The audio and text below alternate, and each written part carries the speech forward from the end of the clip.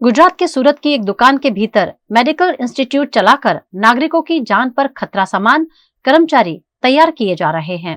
गुजरात के सूरत में जीवनदीप medical institute चलाया जा रहा है, जो एक दुकान के भीतर बिना किसी लाइसेंस के कार्यरत है।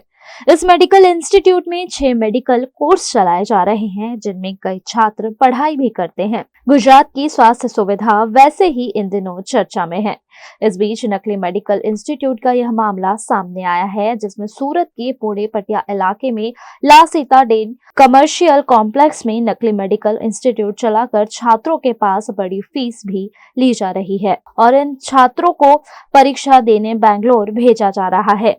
किसी का ऐसा कुछ बना हो उधर लेके गए हो, फिर वहाँ पे उसका एग्जाम नहीं हुआ, उसको वापस लेके आए, ऐसा नहीं, ऐसा एडीकेटी का सिस्टम उसके अलावा ऐसा कोई सिस्टम मान लो कि कई बार कैसा होता है, मुझे पता है बेंगलोर का पूरा उसके हम यहाँ पे चल रहा है कि मान लो यहाँ से 10 स्टूडेंट्स लेके गए, कितने स्टूडेंट्स। गुजरात में जीएनएम यानी नर्सिंग के लिए मान्यता देने वाले कोर्स चलाने वाले इंस्टीट्यूट में जीवनदीप मेडिकल का कोई नाम ही शामिल नहीं होने की जानकारी सामने आई है।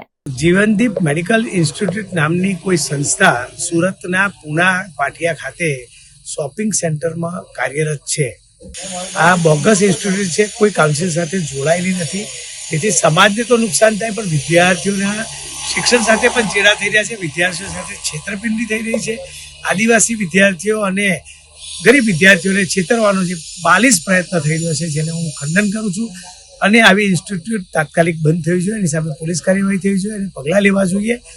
અને આવા ઇન્સ્ટિટ્યૂટમાં જો બાળકો અભ્યાસ કરે અને બહાર આવે તો એ પ્રમાણપત્ર પણ કોઈ જગ્યાએ ના ચાલે। અને ધારો કે કોઈ પ્રાઇવેટ હોસ્પિટલમાં જાણે અંજાણે એને કદાચ કંઈ નોકરી આપી દેવામાં આવે તો એ દર્દી સાથે પણ જોખમ જીવનું ઊભું કરી શકે છે।